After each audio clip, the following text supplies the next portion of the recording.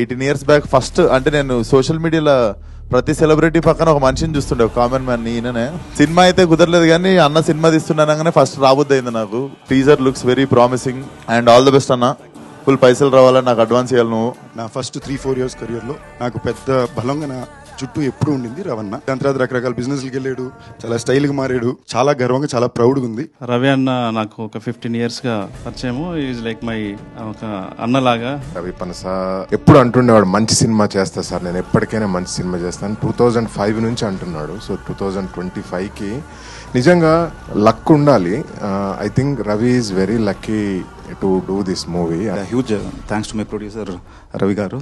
So Ravi పనస గారు, he's back bone of a film. ఎంత మంచి అవకాశం ఇచ్చిన మా రవికుమార్ పనస గారికి థ్యాంక్ యూ అండి.